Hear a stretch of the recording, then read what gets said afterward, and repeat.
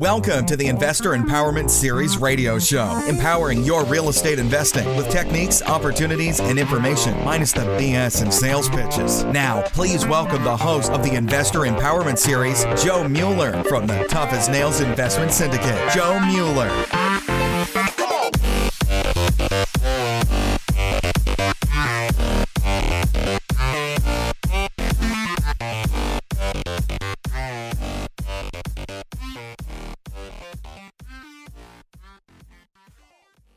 Welcome to the REI Diamond Show with Joe Mueller on how to buy the best deals for your portfolio. I'm Dan Breslin, host of the REI Diamond Show. I'd like to begin by welcoming you to the show. Whether this is your first time checking us out or you're a returning REI Diamonds listener, I'd like you to know you've just entered my pitch-free zone. That means there will be no selling of CDs, tapes, or videos, no selling of coaching or mentoring, and no sales pitch webinars offered here ever. Just rock-solid real estate information from real rock star investors and real estate pros in your market. Today, I've invited Joe Mueller back to the show.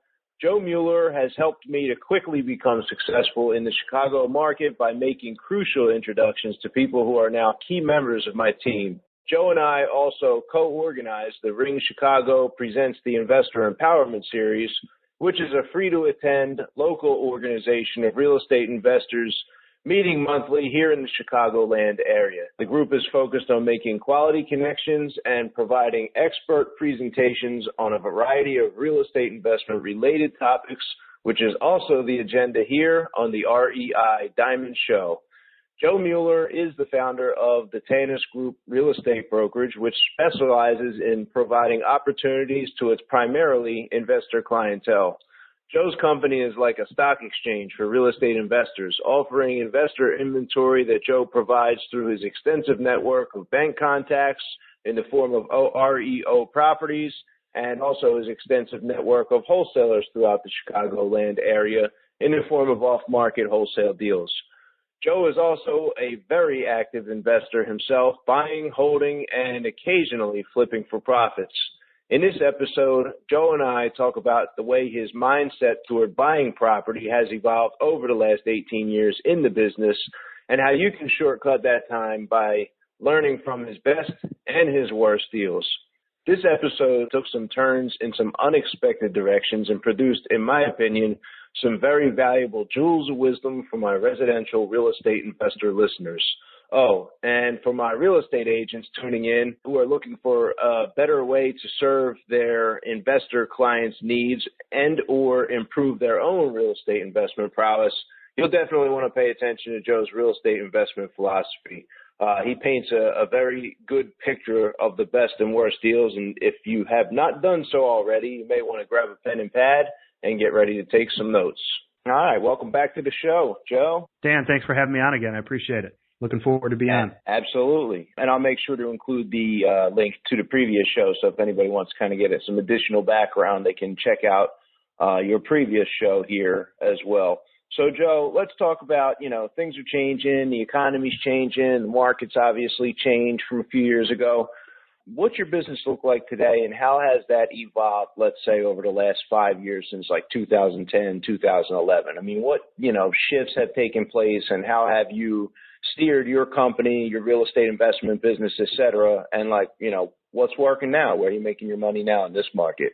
That's a great question, Dan, and it's a good thing we're both sitting down because it's going to be a long answer. Well, Appreciate it. when I first was when the REO market started to explode back in, we'll call it 2010 to 2011, is when we really started to see a shift in the amount of properties that my company was managing and I was listing and selling for all the banks out there. And it seemed like that was kind of the overflow from the crash. There was dozens and dozens of not only small asset management firms that would kind of act like a third-party management component to banks, but also major corporations that were out there, including, some hedge funds and insurance companies and things like that, that all had stakes in, the mortgage business. And we were getting, properties funneled through us on a daily basis sometimes, 10 to 20 per week during, I'd say, the peak, which I believe we saw most of that peak timing through that, the early years of like the 2010 to 2012 timeframe. At one point, I know we had over 600 properties under REO management during that 2 to 3 year span. And now we're probably seeing something at a point of about 1/3 of that. What I've noticed is, obviously as people have paid attention to the media, you're seeing a lot of collapsing going on, through, starting with like a Bear Stearns back in 2007 and 8 all the way up until recently. I know there's been some issues with U.S. Bank getting acquired, and now they're under management by Ocwen, which was one of the last regional holdouts on that REO side, at least from what I see on my side. So ultimately, the changes that have occurred has, we were at a small staff back in the mid to early 2000s, we'll call it 2003 to 2008. I probably doubled that staff during that peak time period of 2010 to 12 or even 13, to the point where we even had, we had two acquisition teams that were actually out in the street that were working with investors, which included hedge fund and, capital investment firms that were buying up literally hundreds of properties. So we've had a couple clients that have bought, 50 to 150 properties per piece each through that span of time. And now we're kind of starting to see things settle down a bit. Inventory has slowed as to what comes into our management platform, but we're still seeing, a handful of properties per week. So we'll call it, if I do some quick math here, 3 to 5 new assets per week. So maybe on average 18 to 20 per month or so coming in, and we're selling them just as quickly. So it's a lot different than it was. The things that have changed in my business on the REO side is, about 2 years ago, I realized, once we started to see that reduction in, the REO inventory, that I needed to kind of create a couple more buckets for streams of income to, maintain the business. And being an investor myself and having a lot of experience in the investment market, working with a lot of these investors, we started to dive into those opportunities, like running an acquisitions team, for example, and helping people build portfolios of 10 to 20 or 30 properties, all the way up to these larger hedge funds, which I'm not going to name names, which have acquired hundreds of them through us. So that, again, has kind of seen some transition where we're no longer kind of seeing these larger opportunities where we've got guys coming in buying in bulk. It's more of like a onesie, twosie type acquisition strategy. When the right opportunity comes up, they pop the deal and we represent them on it, as well as sometimes list it depending on, who the actual bank is and, if we're scheduled as a listing broker for it. Now, one of the reasons why we met is, again, to kind of create those additional, those buckets, which is I've started working with wholesalers on the marketing side to create additional opportunity and inventory for not only my clients, but other potential new investors out there that are looking to acquire more assets, whether it be for fix and flip or for rent and hold portfolio. So I'm working with you guys on, a handful of deals, we'll say, per month. I've got a couple other investors that I'm working with on that sell side that are, they're popping a couple deals here and there. And all I'm doing is kind of acting almost as a go-between, providing my buyer information on some of my back pocket guys that I know that are still looking to do fix and flips and build their portfolios. I'll vet out the deal, make sure the numbers make sense, and then I'll pass them along to that end investor to help that business move. So in addition to that, one of the ways to create more clientele and generate income for the business is to continue to market. So instead of going the traditional route of, we'll call it newspaper ads and pretty pictures in a magazine, I created that meetup group, which is the Investor Empowerment Series Chicago, just to kind of keep that stream of clientele and information flowing, not only for my own business, but also to benefit others. Because I do wholeheartedly believe that, the way to succeed, or one of the ways to succeed in business, is to help others, help others get what they want, and you'll end up getting what you want. So ultimately what I see in the future is a lot of the GSEs that are out there right now, the Fannie, Freddie, and the HUD, type banking institutions, we'll call them, they're actually starting to sell off their pools of notes prior to getting the foreclosure or REO, prior to completing the foreclosure process, to non-for-profit agencies that are partnered up with like capital firms. And they've got a certain percentage that they're required to, help these individuals back into their homes to keep, preserve home ownership, quote unquote. And I'm not sure if those percentages actually change per pool of notes that get presented out there. And it's all public information. I mean, you can go on the Fannie websites and the HUD websites, and they have all their previous proposals out there and who was awarded the bids and the opportunities. But they're selling off these by, thousands, if not hundreds of thousands at a time. I've seen stuff like this previously in the election years. This is my third go around, I believe, or maybe even fourth. I'd have to do some quick math. Fourth go around with a presidential election. And each time, we're facing an election year, I've noticed that inventory slows down fairly significantly. And then after the election, all of a sudden, the floodgates of foreclosure and REO open up again, and our inventory, boosts by 100%, for example. So that's kind of where I'm at right now with my business. Some of the changes I've made, what I'm seeing out there in that REO market right now is reduction of inventory, a lot of this stuff getting sold prior to getting through the foreclosure process, and some of the big guys getting their hands on those opportunities as an investment vehicle for their firms and their companies out there in the country right now. That's an interesting observation, Joe. You did mention something about the election there that caught my attention, and you talked about the inventory jumping 100% right after the election. Are we talking like in December we expect a huge inventory release, or are we talking like maybe February, March of next year? I mean, how soon after the election, in your experience, has that inventory jump taken place? That's a great question and probably a valuable tidbit for the listener. What I've noticed is we're seeing the actual increase in inventory the following year in that early spring period. So we'll call it January 15th-ish, and then throughout like the spring of the following year after an election. And again, this is all based on my own experience and me taking, penning down some notes on, wow, this is kind of strange how this has happened again and again. And now for the fourth time, I'm anticipating it repeating itself again as well. Recently, Joe, in my experience, I'm watching a lot of neighborhoods, and it's getting to feel again, like when I got into business in 2006, where you're seeing like the lower end, which was cash sale. I'd say like properties that are under 100,000 in my experience, and also bought like retail under 100,000. So, neighborhoods that probably rent for like $800 to $1,000. This is in the Chicago market. This is also in the outside the Philadelphia market, in the Philadelphia market.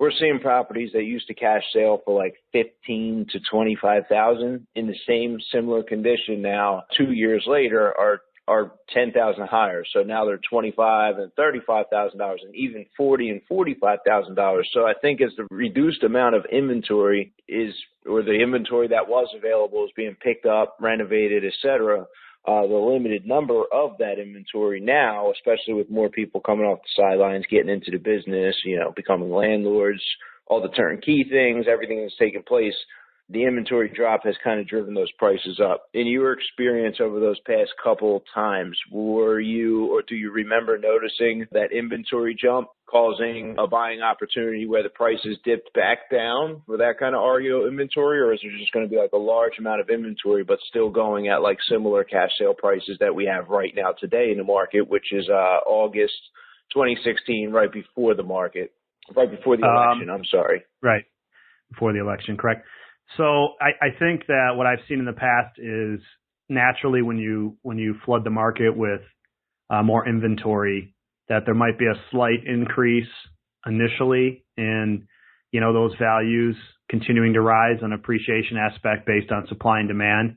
But then ultimately, you're going to start to see a drop in the values of those properties. And, when we're talking about a $15,000 property going up to a value of, let's say, $25,000, like where we're at right now, based on your example, it's significant, but it's not as significant as something as, a $300,000 house, rising to a $400,000 price point and then dropping back down to a $300,000 point. So in my experience, that's what we've seen is just simply based on the laws of supply and demand. You're going to see a small spike after those properties hit the market because, as you stated, everybody's kind of this is the phase we're seeing, the growth phase of the market, right? Everybody's jumping on the bandwagon.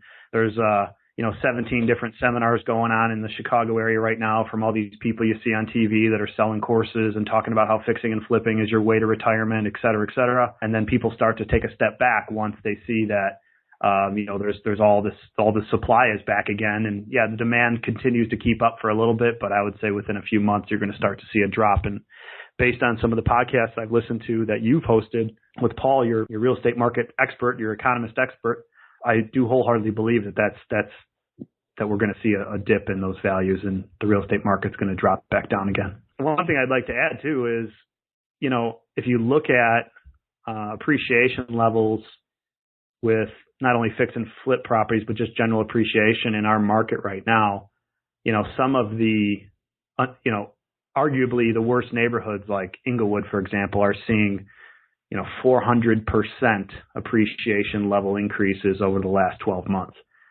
So it's a dramatic change. Even though it's a percentage, you're seeing properties that you could previously purchase for, $7,500 now selling for, $35,000 to $40,000. And I do believe we're going to start to see that reduction back again, probably somewhere, to about half of where they're at right now, at least in those types of markets that are a little rougher around the edges. And again, arguably some of the worst in the area. You mentioned Paul Sloat, and I do want to, just for listeners who may not know what that was, Paul is our monthly mid-market update. Paul Sloat's our expert economist who comes on the show once a month and kind of gives us an insight as far as, the macro and micro forces at work, in the local area, in the country, and even around the world that may impact, the real estate market or will impact the real estate market depending on where you're at. So I'll make sure I put a note or in the show notes, a link to one of his recent shows as well, so you can check that out. You brought up a great point too, Joe. You mentioned that, and I guess I should have clarified that on my statement. It's kind of like the low end depreciation. So it's definitely the Englewood and Chicago areas, very similar. I mean, $15,000, $20,000, $25,000 properties are definitely on the low end. That's where I noticed that taking place. And I've heard and experienced myself and from people who've been in the business a lot longer than me that when the market heats up and you got, the Sam Merrills coming to town and they're teaching and charging people and, unleashing thousands of new real estate, quote unquote, investors onto the market and driving up the market and people are getting into the rental business, it is the low end that comes up. And like once that low end comes up, everything seems okay and the numbers are working out okay if you manage the properties right. But if and when, when the market changes, cools down, the oversupply takes place from building, it could be, a year, 2 years from now, interest rates rise, whatever the case is, that causes a slowdown in the real estate market. It's that bottom area. And I apologize, I don't remember who to give credit to for the statement, but the statement was made, I believe, by a previous guest on the show who was quoting another old timer that taught him. And it's like properties in the C and D areas, when the market shifts, are the properties that you can't sell. So like when you're in the lower end, it's that end that no one wants to buy. And I believe that quote was made surrounding an apartment complexes. So if you have an apartment complex, 100 units, 100, 200 units in a B or an A area or C plus area, like you can still find somebody to kind of buy that property and take it off your hands if the market changes. But, in the lower end areas where there's higher crime, it's harder to collect the rents, especially when the economic forces change and there's like an uptick in unemployment. It's the lower demographics that get hurt the most, often is the case. And then eviction rates go up. And so a lot of times it's that low end appreciation that low end that kind of gets hit first. And a lot of times it's the investors bought property in, Inglewood. Did you say 400%, Joe? Yes. Yeah, that's the number we're seeing right now.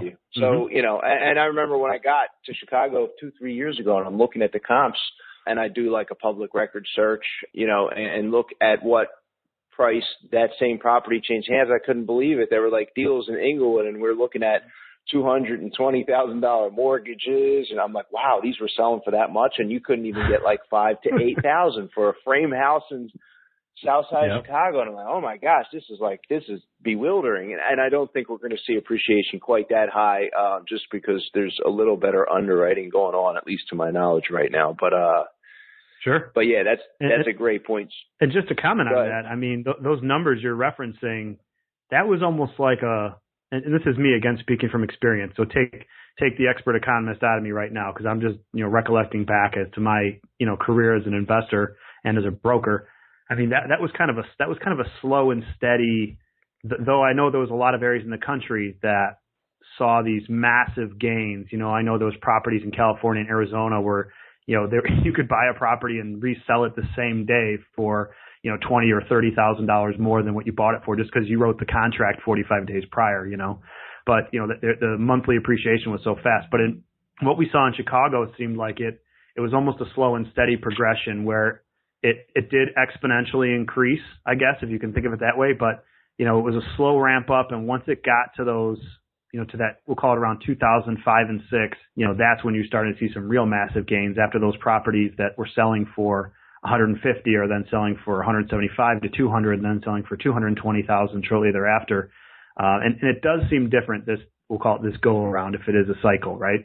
I mean, I'm not seeing these massive increases in value like we saw 10 years ago, but nonetheless, we are still seeing, if you look at a pen and paper and a calculator and you do the math, we're still seeing some, triple digit appreciation returns, because a lot of these assets were selling, for less than $10,000, depending on which area you're analyzing.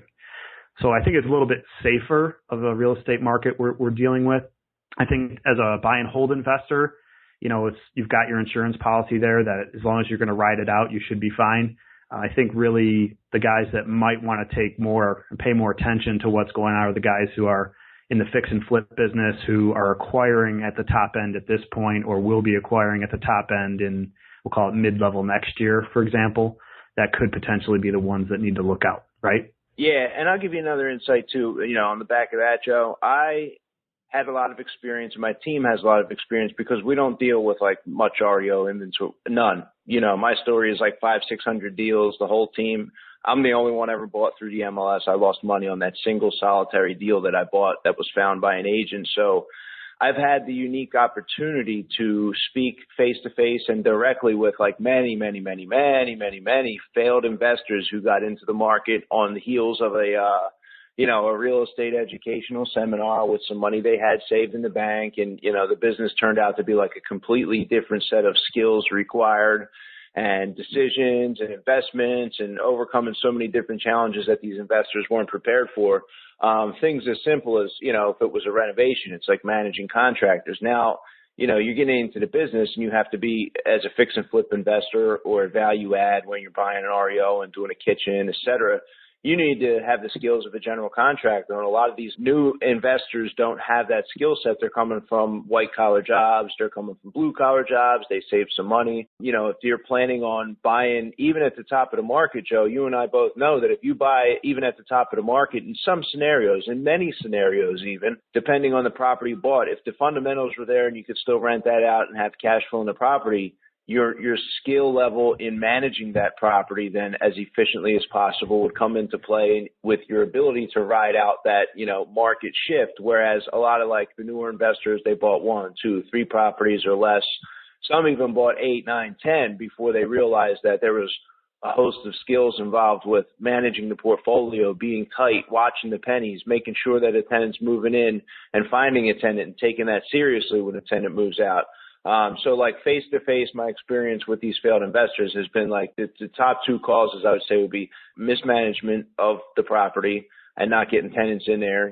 That's probably like the number 1 cause if they were a buy and hold. And the number 2 cause would be the inability to complete and manage the construction on the property. So that's been kind of like my experience with a lot of those newer investors, because I've watched professionals. I'm even, partnered with some people who have 18, 20 properties, 25 properties that, Joe, they bought these properties at the height of the last market. These properties are still somewhat underwater. The guy's not making a ton of money on these properties, but he is paying his mortgage down. He's managing these things tight. He's in there getting the tenants, doing the turnover. He's getting them painted up. He's working his ass off to maintain this portfolio of, let's say, 20, 25, somewhere in there. And he knows that he's going to have that payoff down the line as a result of all of this diligent hard work that he's making when he pays off those mortgages, even though he bought them at a high price, and now he could have bought those properties over the last 5 years for half the price of what he owes on a lot of these things. But he is setting himself up still for the future, and he is still making some money off those properties over the long term by doing the right thing with the investment. Does that make sense? You brought up a lot of great points, and I applaud you for saying what you just said, that this last statement. Yeah, those things that you brought up are the main issues that, investors face in any market technically is the management of the asset itself, the contractors, and then dealing with the tenants and the turnovers and, riding that wave out. And the only tidbit I could offer is, even from my own perspective, I'm still personally holding some properties that were pre-crash that haven't really regained their value as to what I paid, but I'm paying down equity every month, or I'm paying down mortgage every month and gaining equity because I've stuck with that loan. And I'm also, what I like to call it, like hedging my bets, right? So if I'm buying in Chicago, I'm continuing to buy assets, and in the end, it kind of all equals out, where maybe I was upside down on 3 to 4 properties, but then I bought 3 to 4 more, and now maybe I have a 25% equity stake in we'll call it all 6 or 7 of them at this point. So that might be one principal point to bring forward for some of these guys guys and gals who have stuck it out and continue to question if they're making the right choices by working their butts off. I think there is some payoff down the road. And a lot of times that can happen, with a lot of hard work and sweat. And sometimes it comes a little easier depending on where you've bought and what areas you're dealing with, obviously, because tenants can be troublesome depending on how your screening process is and the areas you're actually owning and renting these properties in. But yeah, no, I applaud you for bringing up those statements, because I think most investors that walk out of these seminars are inspired and they're motivated, which I think is one of the most important points about being a real estate investor. You got to be driven to wake up every day and do what you need to do to build that portfolio or to be a fix and flipper. I mean, it takes work. Now, the other side of that is, you have to be cognizant of the fact that it's still a people business. It's a relationship business. You're managing people and relationships. So if you're the guy that is more of a passive type introvert, maybe you're better off as a passive investor in a deal, funding the deals and having somebody a little bit more relationship driven on a partnership level that could help you, let's say, build your portfolio. Because you don't want to be in a situation where you've got 3 or 4 properties and 2 of them are half fixed, one's completely vacant and needs a rehab, and the 4th one, might have a decent tenant in it. Yeah, no, that's all true statements, and thank you for bringing that up because that's a great point. I want to ask a question, and I think this will reveal a certain amount of your rental philosophy, and I think it will kind of paint a picture for other people who are going to make a decision. Let's say in the next 30 to 45 days, they're going to make a decision to buy a rental property, right? And they're going to hold this property. Might be their first, their 10th, might be their 30th, but I want them to be able to make the right decision, right, in the next 30 or 45 or 60 days on this next property as a result of the way you're going to answer the next 2 questions. So pertaining to your rental portfolio, Joe, tell us about your worst deal and why it was your worst, whether it was location, et cetera, and how you could have avoided doing that deal. That's a great question. I can talk about one I just busted out of a week ago that I sounds good. Technically failed on because I walked away from it, which is one of very few I've ever walked from in my career as an investor, because to me, acquiring the asset is the most key important factor. But I had a property under contract in the Fox Valley area, which is, for those of you not familiar with Chicago, is kind of the north or western suburbs, far out from Chicago by 40 to 50 miles, depending on where you're coming from, that I was actually under contract to purchase for $41,000. Comparables, we'll just take it as a drive-by type valuation here, because really the end result was what I experienced when I got inside the property. But comparables in the same neighborhood, same street, were selling for double that, if not a little more. So we'll call it 80 to 100,000 on average. So I had the opportunity to acquire this property. It was through the MLS. I locked it up under contract. I did walk the property. I walked the exterior, and I did walk the interior. I used some, general rules of thumb that I typically kind of have in my brain as I'm checking out properties and figuring out what type of work they need. And I figured this property needed somewhere around $40,000 worth of work. And, I guess to the right listener, they might be saying, well, why would you buy a property for $40,000 that you're going to put 40 into and it's only going to be worth 80? And my answer to that is because in a market like this, that property would sell for 120 to 130,000, because when I'm done with it, it's going to have, brand new hardwood floors, stainless steel appliances, granite or quartz countertops, crown molding throughout, et cetera, new roof, windows, things like that. And that's where my numbers came from. It was 1,000 square foot house. So you can kind of see where maybe that $40,000 to $50,000 rehab cost kind of came into play.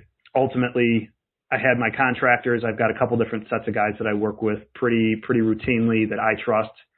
And, I did get a little bit of variation. I had 3 guys look at the property, 3 contractors look at the property.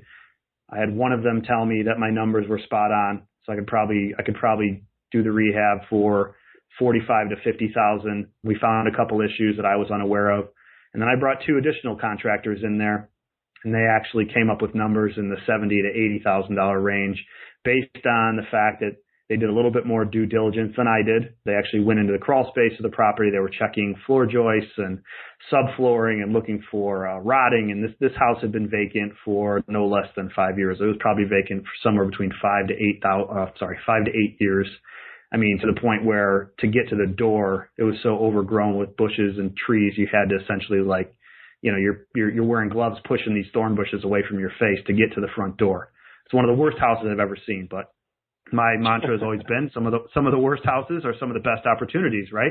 I mean, and this would be the lowest price sale in this neighborhood since 2010, maybe. I don't even know if anything's ever sold that low, to be honest, for that comparable house.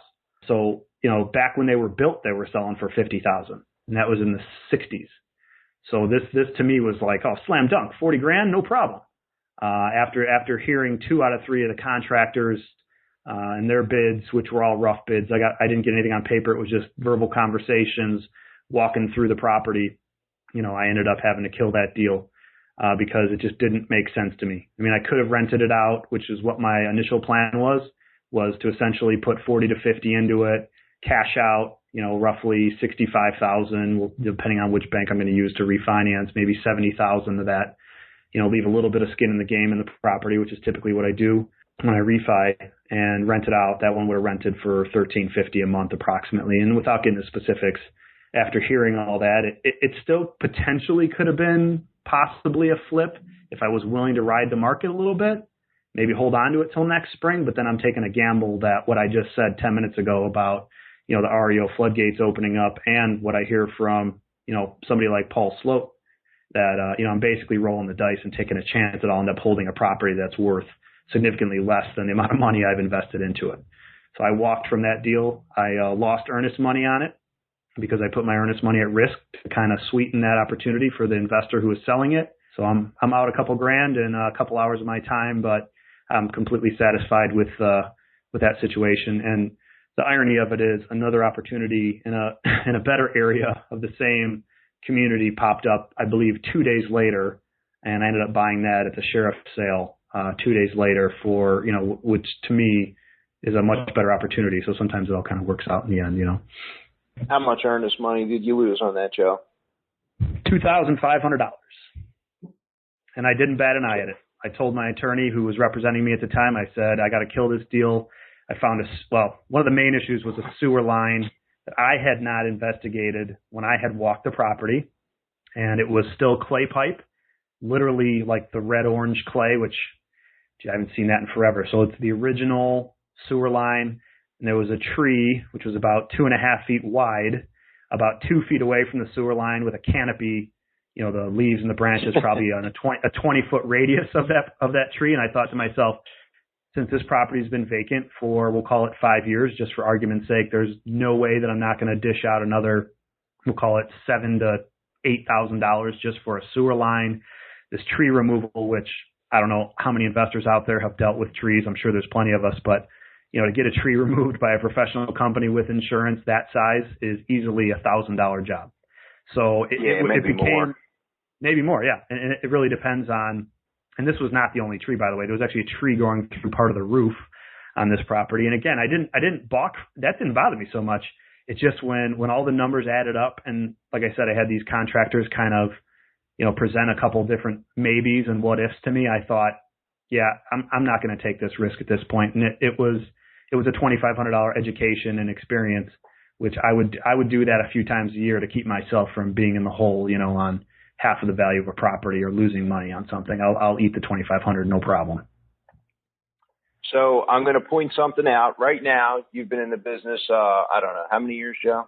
15 years?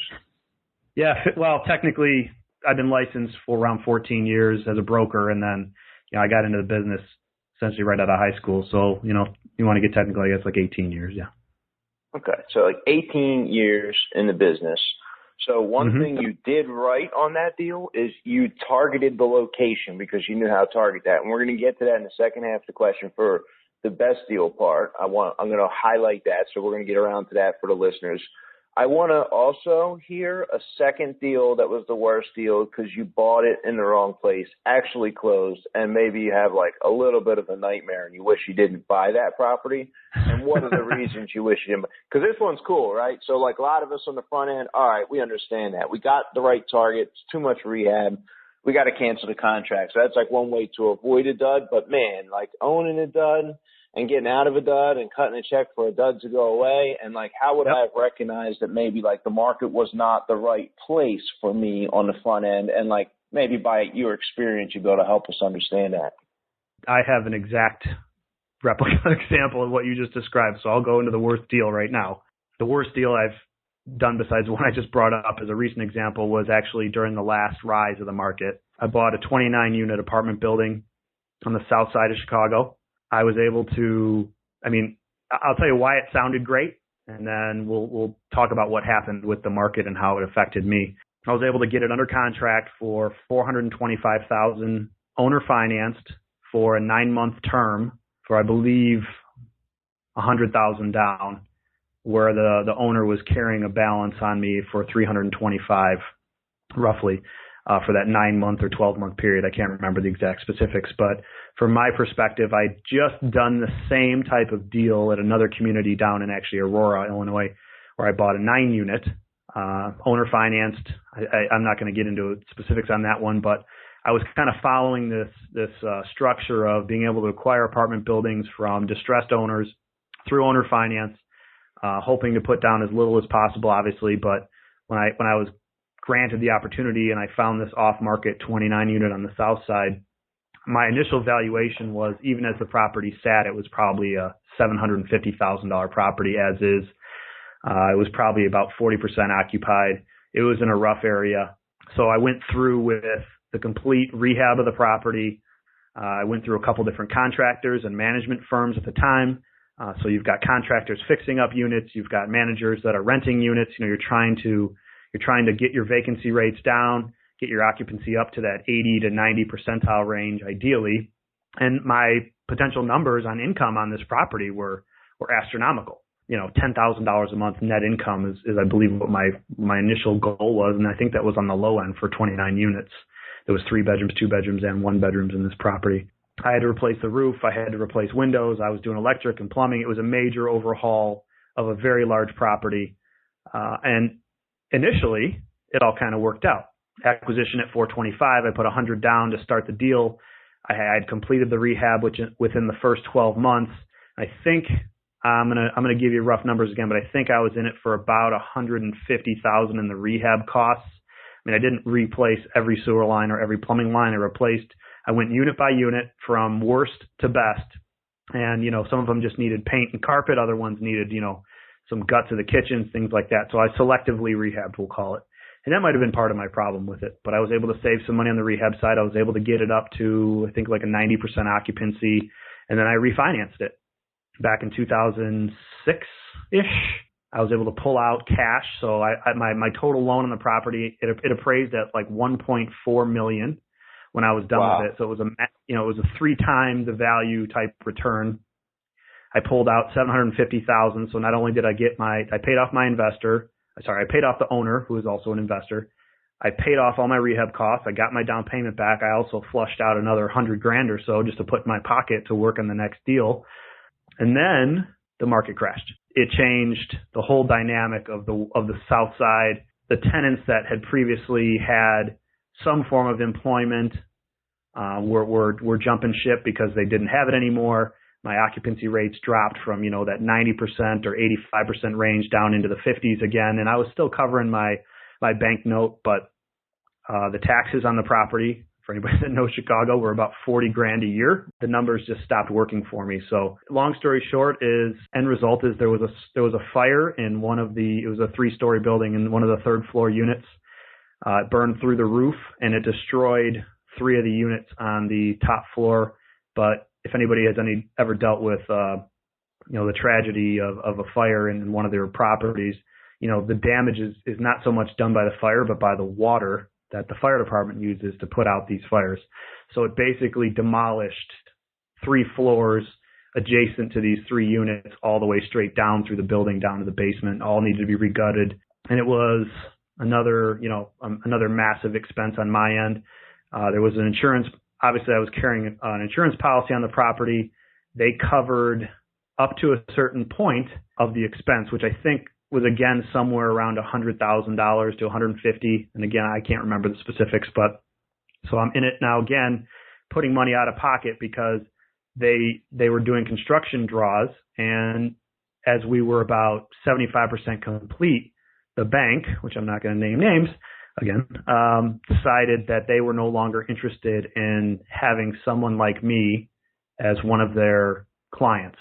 And at this point, we're already after the crash. We haven't started recovering yet, so I'm going to call it 2010-ish. I was on a 5-year balloon, and they refused to refinance the property. I was in the middle of an insurance claim. The final payments haven't been paid out to the contractors, and in the end, I ended up selling the property back to the contractor who was doing the work in order to get that off my plate, get the note paid off, and get it off my book. So I actually had to bring money to the closing table to make that problem go away. So that's kind of the rise and fall of my experience in apartment building investing. And that's one of the things that has driven me to continue to stay in the single family market.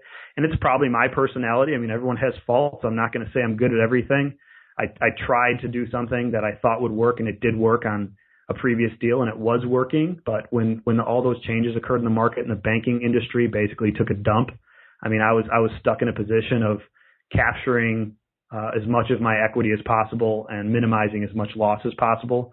And on a numbers game, it didn't make sense to keep this property because I would be paying even more out just to maintain it based on where my vacancy rates were and the condition it was left in. And it was a big mess.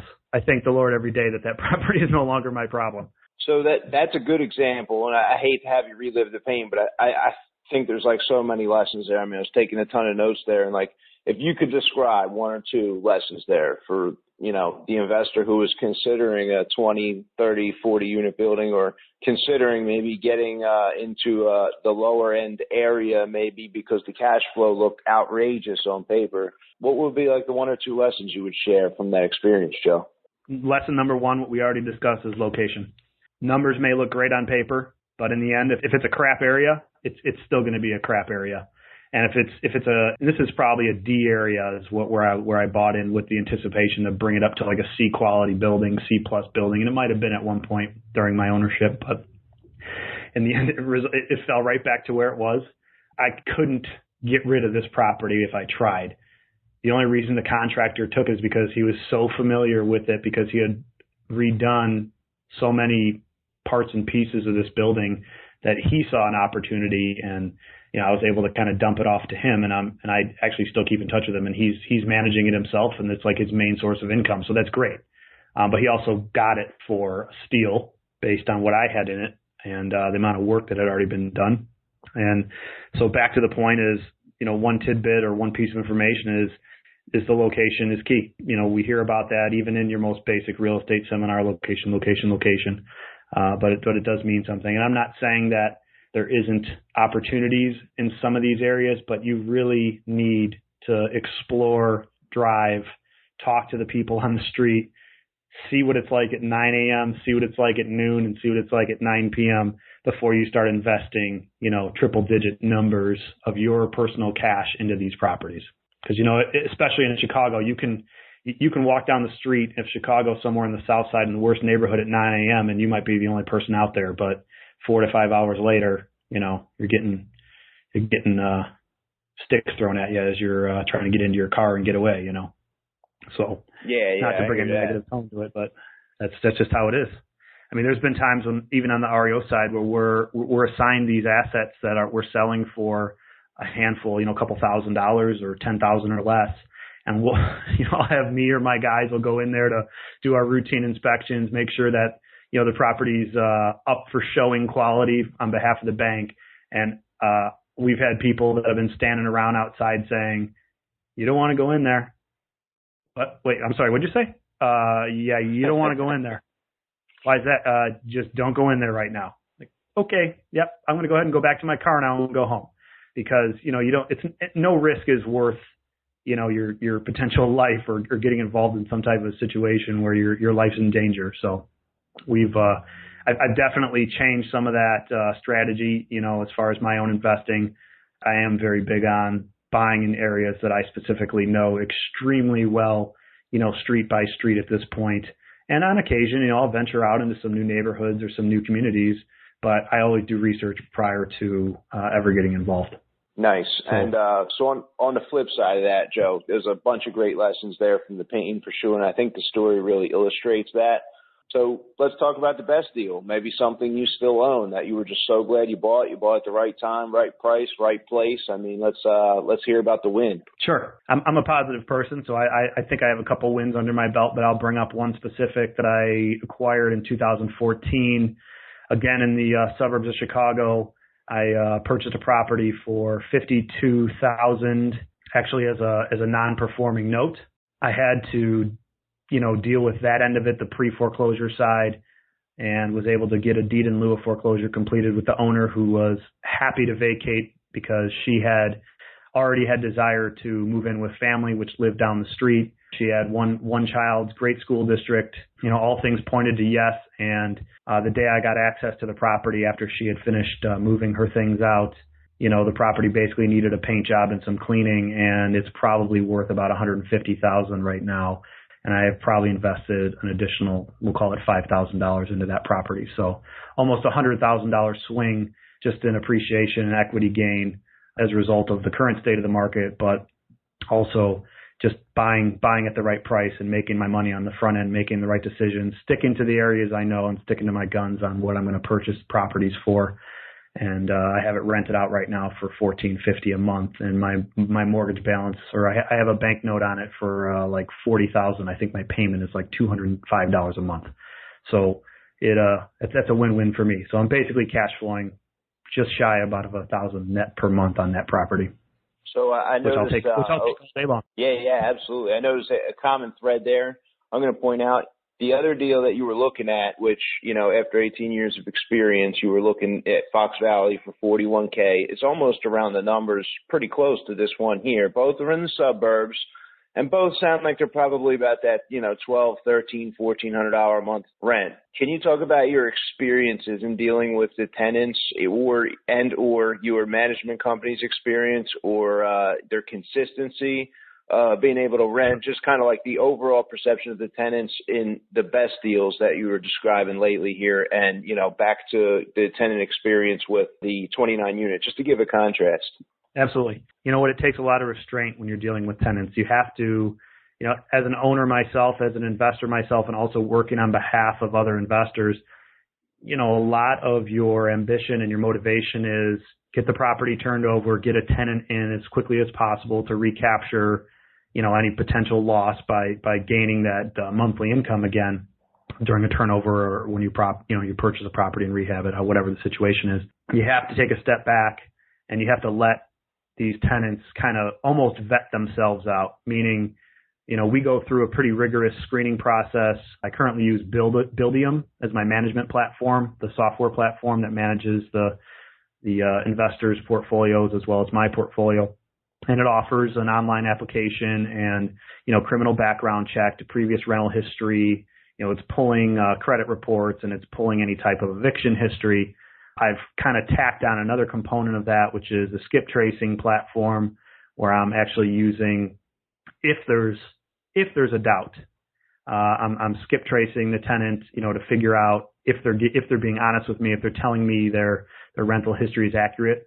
Because what we're seeing right now with tenants out there is there is a lot of people that have experienced distress in the last 5 years, and not all of them are full of shit, right? I mean, there are some good people out there that need good homes, that have good jobs, but if there's any doubt for anyone who's out there looking to rent property out there, you got to rigorously screen, ask the questions that you might be a little bit uncomfortable asking. And if they've got any type of criminal history, beyond traffic tickets or traffic violations, in my experience, renting to these types of people, then they typically seem to migrate back to their history. Zebra doesn't change its stripes, I guess, is what my mom always says, right? So I've experienced both sides of that, where, we've rented to somebody that has a blemish on credit and never had an issue. They put down substantial security deposits. They're very ambitious to move into the property. And then we've rented to people that also are maybe in a similar standpoint, financially capable, but have had, criminal histories on the backside. And ultimately I've terminated leases or, not renewed leases, or had to even complete an eviction in the last, I think I've had one eviction in the last year for the portfolio for my investors. And that was because the guy had an assault charge from 20 years ago. And wouldn't you know it, he turned out to be a drug dealer about 6 months into moving into the property. And I really had no way of determining that, based on what was given to me or what was available. But, you got to screen these tenants. I would recommend doing home visits on their current occupancy. So wherever they're living at the time of their application, drive to the property, check it out, ask if you can do a home visit. If they decline it, that should be a red flag right there, because they're hiding something, or they know that you might see something that they don't want you to see.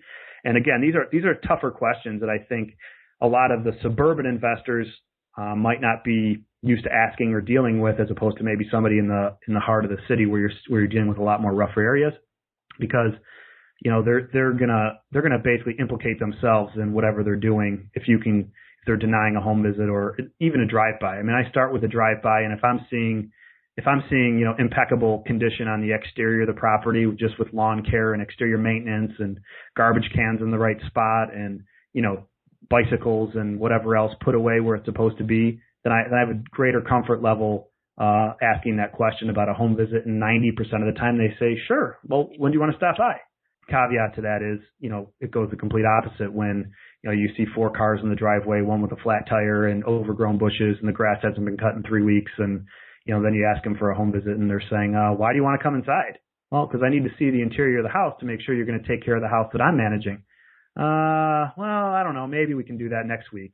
And almost undoubtedly, we cut off that application process right at that point. So I think that's something to keep in mind as an investor is, ask the hard questions. You may not be comfortable asking them, but if they're being honest with you, which is really what the whole goal of the relationship is, right? I mean, they're telling you they're going to make their rental payment. And if they're going to lie about something else, or they're not going to be honest about something else, then why would they be honest about being capable or making the rental payment? Aside from that, we're always contacting previous landlords should they be current tenants. I mean, again, right now it's kind of an interesting market because we're seeing families that are living with families. We're seeing I live with my brother over, down the street. I want to live on this house, or I want to live in this street because it's close to my brother. We don't really have an accurate way of verifying landlords on some of those cases. So most definitely we're doing a home visit on something like that. But just really screening rigorously would be the best advice I would have. 3 times the income should be what, your general rule of thumb. So if you're renting something for $1,000 a month, they should be at least capable as a family of bringing in $3,000 a month. You should verify that income, whether it's through W-2 statements or paycheck stubs. And then if you're going to be dealing with any type of subsidized, financial situation like Section 8, it's a little bit different when you're on that end of it. Be advised that the way it works with Section 8 is Section 8 only covers a portion of the rent. So if you're renting out a house for $1,000 a month, Section 8 might be paying you, we'll call it $800 to $900. That number can change based on the income level of that particular tenant who's in the Section 8 program. So if they start making more money and Section 8 does their financial analysis, every couple months, and they see that the tenant's got an increased income, they're going to drop their Section 8 supplement down to, let's say, $500. And you're responsible for collecting that money from that tenant. I wouldn't tell anyone to shy away from Section 8 necessarily, because they are typically long-term tenants. Once they settle in and, life is kind of set up for them, they typically don't leave for multiple years. I mean, all of my Section 8 tenants that I've had since the crash, and anything new I bought are still in my properties. So I've got tenants that have been with me for 5-6 years that are on Section 8. So again, I wouldn't downplay it, but just be aware that it's your responsibility to collect that additional income, and it can be kind of a chase to get that money sometimes, because the reason why they're on Section 8 is potentially because they're somewhat financially irresponsible. So make sure you figure out what day that they get paid, and if it happens to be somewhere on or about the first of the month, that you are collecting that rent very shortly thereafter, because otherwise it's probably going to be gone within a week or two. So don't hesitate. Same thing with Section 8 though, do the same screening process that you would with any typical other tenant, handle everyone the same and rigorously screen. Very concise, very professional. If anybody's looking for a property manager, Joe's going to share his contact information in a few minutes. Sure. Outside the Chicagoland area here. Cool, Joe. I have a couple wrap-up questions here I'd like to ask, which I ask of every guest on the show. The first of these is, who is the most successful real estate investor or developer, and why? I was thinking about this one when I read that question initially. I think that the most successful investors are the ones that have, and I have one particular person, but I don't know if I feel comfortable actually calling out his name. But what I would say is the ones that actually do try to do the right thing and help people and stick it out for the long haul. So I have an investor friend of mine, potentially, somewhat of a private money lender at this point, because he's been in the game for 40, 50 years, that basically rides out these cyclical markets, and he consistently maintains that level of professionalism, I guess, as you put it briefly before, when he's dealing with his tenants, and now owns a portfolio of property. I would probably be wrong if I said it was less than 50 houses. I really don't even know for sure. I know it's at least that amount because I've sold a bunch of them for him over the last few years as the market's turned and grown. But from that point, he grew his portfolio. He reinvested in other opportunities, including strip malls, industrial buildings, commercial properties, essentially,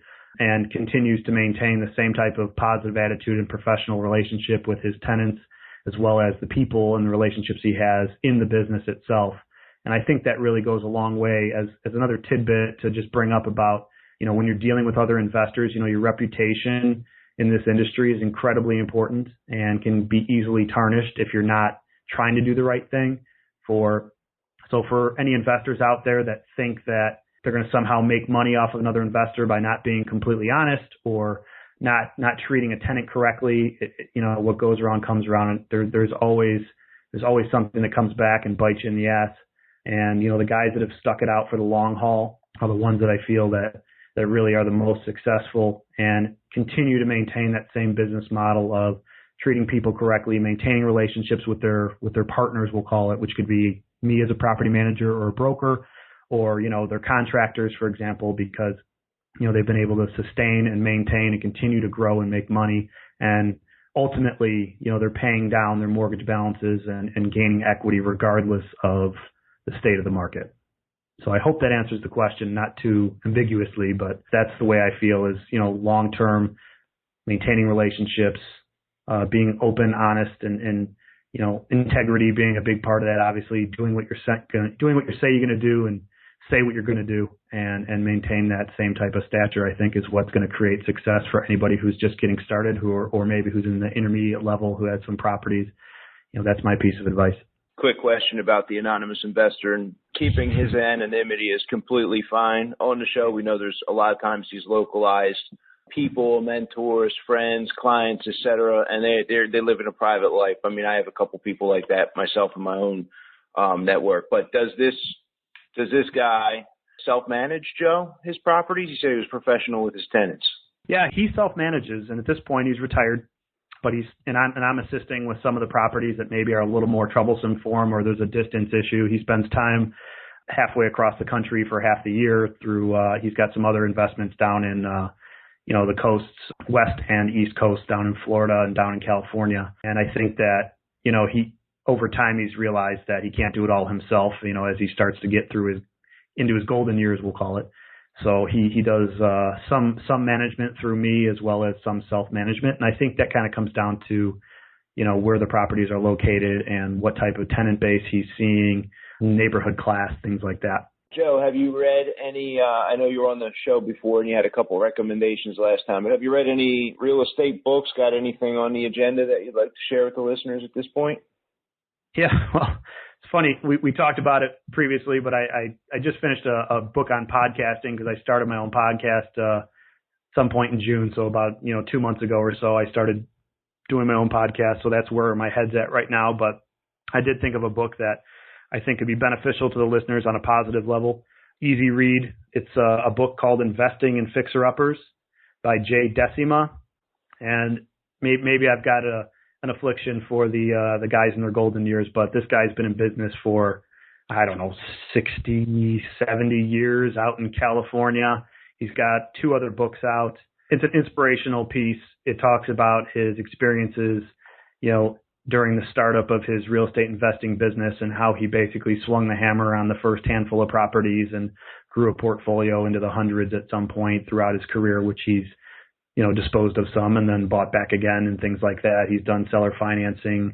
He's sold to other investors through owner financing. He's continued to build a rental portfolio. He also has a little bit of an education platform out there, I think, but the books I've thoroughly enjoyed. So look up Jay Decima, which is Decima. And one of the first books I read by him is called Investing in Fixer-Uppers. Easy read, quick, and entertaining at the same time. We will include a link. Is there something they could search in iTunes? How do they find the podcast show, Joe? Yeah, on the podcast, the podcast I started is called the Investor Empowerment Series Radio Show, kind of based off of our local meetup group here in the Illinois area. I kind of just twisted the name a little bit, but you can find it on iTunes just by looking up the Investor Empowerment Series Radio Show. We've got like 6 or 7 episodes out, or the 7th one's coming out tonight. So it's fairly new to the game, and I'm still kind of learning how it all works. But it was a goal of mine this year. I think you and I talked back in January, and I was telling you, one of the goals for the first quarter was to get this podcast up and running. Ended up more being a second quarter completed goal, but it's now done, and it was a great experience, and I'm having a lot of fun with it. So you guys want to check it out, you can find it on Stitcher and iTunes right now and on SoundCloud, Investor Empowerment Series Radio Show. Nice.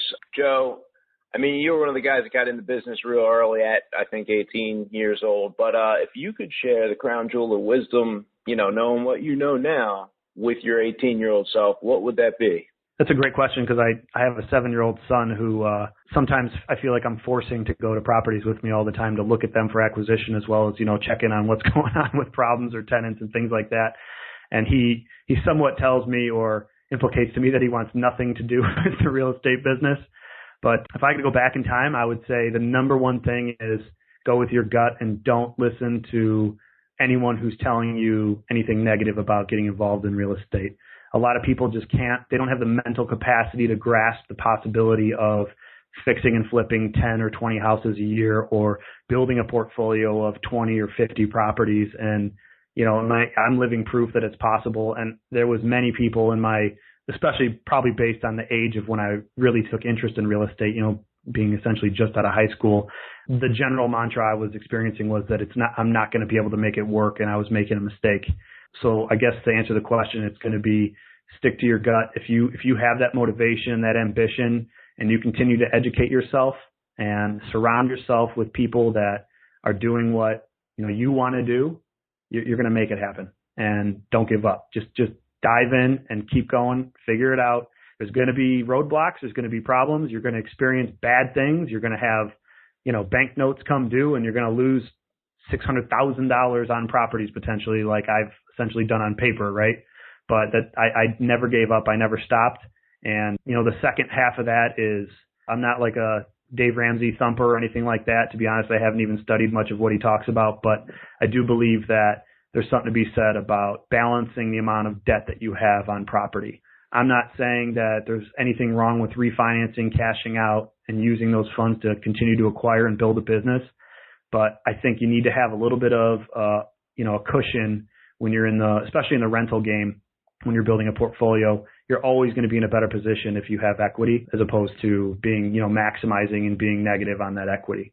So just be careful and be somewhat conservative unless the opportunities just make so much sense that it has to happen. And what I typically do is I evaluate properties that I'm purchasing, with lines of credit or with cash, and I'm making a decision as I've got, once that property gets rehabbed and rented, I'm making a decision on where I see the market, where I can do some more acquisition, how much money do I think I need in order to continue to grow the business. And there's my best deal ever example is a prime one. I mean, I basically could have cashed out a property for probably $100,000 and I still only have a $40,000 note on it because at the time, I had a certain amount of money available to me that I could utilize on a private level as well as in my own bank. And I didn't see the need to cash out of that property as much. And now, again, if, things took a turn for the worse, I have a $205 bank note. So even if that property sat vacant for 6 months, which it won't, but if it did, it's a nice cushion there as one example. So balance that debt. Be conservative. Be careful about how you're going to be financing these properties. I do believe that's the route to continue growth and building portfolios. You need to use financing and bank opportunities, but start looking at private lenders, start telling people what you do, and ultimately you're going to find a way to continue to grow your business, whether or not you're using banknotes or not, but you're going to need money. So, be careful about leveraging your debt. Valuable wisdom there, Joe. Thank you. So other than the podcast show, how can people get more information about you, or would you like to share some contact information? Yeah, no, that's great. So the best way to get a hold of me is actually through my email address, which is my first initial last name, J. Mueller, M as in Mary, UELLER, and then followed by the name of my company, which is TanisGroupLLC.com. So J. Mueller at Tanis Group, TANIS Group LLC.com. My office number is 847-594-4215. Those are probably the most direct ways to get me either on the phone or, direct communication via email. And for all the, just one more point I want to add, for all the investors out there that are listening to this that are either just getting started or starting to ramp up their business, whatever your position is, you got to have partnerships with other people in the business. You got to establish relationships. Everybody's busy. Everyone's got to make money. So, one of the things I want to just point out is don't walk up to somebody, including you, Dan, as a wholesaler, a very large wholesaler, and say things like, I want a deal, or find me an opportunity, or find me a deal. Because when I hear things like that, and maybe that's through my experience, but that's kind of like a in one ear out the other type statement to me. If anything, ask me questions about what I'm doing, engage me in a conversation or that investor, and tell me what you're looking for specifically, because there are still plenty of opportunities out there through the MLS, also off market through wholesalers. And, you can find those right opportunities, but casting a wide net all over, the Midwest, for example, even though it would make sense, you're going to find a lot of opportunities. If you really want to find the good deals, they're going to make you good money, whether on a fix and flip level or on the, net monthly cash flow. You got to be specific and have your goals set up, know what you're looking for, and have your areas targeted, and then contact somebody like me or you and say, this is where I'm looking to buy. This is where I want to do my investing. Sounds good. Well, hey, Joe, yep. I really appreciate you coming back on the show and giving me your time. I know how difficult it is to put a hole in your schedule. So I thank you for everything you shared here today. Yeah, no problem. I appreciate being on the show again, Dan. Thank you. Absolutely. And thank you for listening to this episode of the REI Diamonds Show. Are you looking for super cheap, super profitable deals on real estate in one of our 4 major U.S. markets? I currently provide deals in Philadelphia, Chicago, Atlanta, and the Tampa Bay area in Florida. You can always view all of my available deals by going to www.reidiamonds.com and clicking Available Deals at the top of the page. If you'd like to receive new episodes and receive a free download of my book, How to Become a Wholesale Real Estate Master, just enter your email in the form on that page, and within 10 to 15 minutes, you'll receive an email with a download link containing the 165-page PDF, along with the digital bonus pack, including an example agreement of sale, assignment, and even a vacant house letter I've used to close deals myself in my own business. It's pretty much everything you need to get started closing deals, even if you have no money at all right now. That website again is www.reidiamonds.com.